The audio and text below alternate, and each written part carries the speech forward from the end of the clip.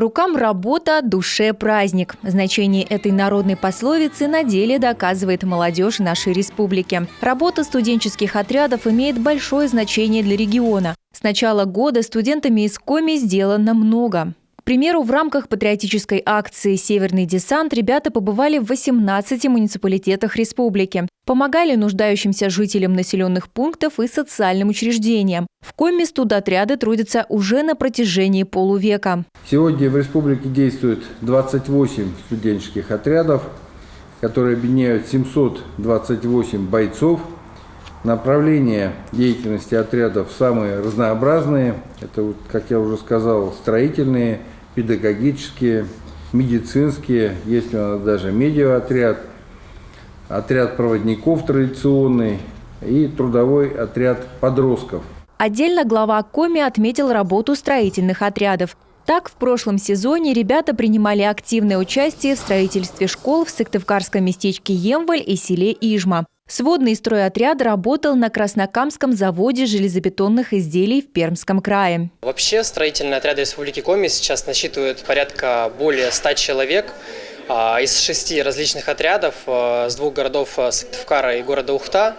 Ребята в основном занимаются тем, что обучаются по строительным специальностям, по этим специальностям обучаются, едут работать, получают заработную плату, получают свой рабочий стаж, работают с большими госкорпорациями, так и с региональными какими-то местными проектами на благоустройствах государственных учреждений. В этом году студотряды отмечают двойной юбилей – 65 лет движению и 20 лет молодежной общероссийской общественной организации «Российские студенческие отряды». В студотрядах успели поработать многие известные люди нашей страны. О своем опыте неоднократно рассказывал и президент России Владимир Путин. Работали в Коми СССР, под Сыктывкаром, в других местах. Я несколько лет подряд туда ездил.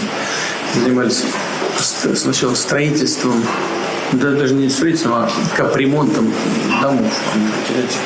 Деревянные дома с двух сторон, нет, две семьи рассчитаны, с двух сторон веранды. Вот мы эти веранды сносили и крыши сносили.